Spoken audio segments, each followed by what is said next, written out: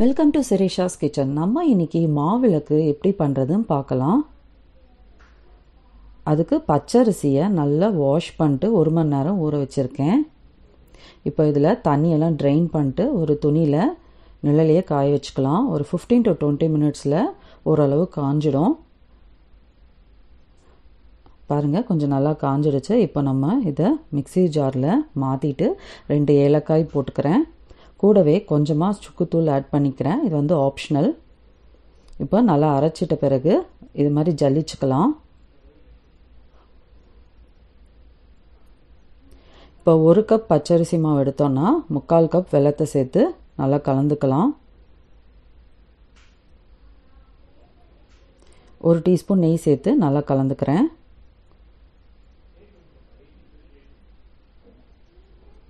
இப்போ நான் இன்றைக்கி வந்து 2 விளக்கு போட போகிறேன். அதனால் 2ஆக பிரிச்சுருக்கேன். இந்த மாதிரி பால் மாதிரி பண்ணிவிட்டு நடுவில் குழி மாதிரி செஞ்சுக்கலாம். கட்டை விரலால் இது மாதிரி பண்ணிக்கோங்க. இப்போ பார்த்திங்கன்னா நம்மளுக்கு விளக்கு தயாராகிடுச்சு. இதுக்கு மஞ்சள் குங்குமம்லாம் வச்சு நெய்யை ஊற்றி திரிய விட்டு விளக்கு ஏற்றிக்கலாம். இந்த சிறப்பான ஆடி மாதத்தில் மாவிளக்கு போட்டு அம்மன் அருள் பெறுக. இந்த வீடியோ உங்களுக்கு பிடிச்சிருந்தா லைக் பண்ணுங்கள், கமெண்ட் பண்ணுங்கள், ஷேர் பண்ணுங்கள். மேலும் பல வீடியோஸை பார்க்க சேனலை சப்ஸ்கிரைப் பண்ணுங்கள். கூடவே பெல் பட்டனை ப்ரெஸ் பண்ணுங்கள். தேங்க்யூ.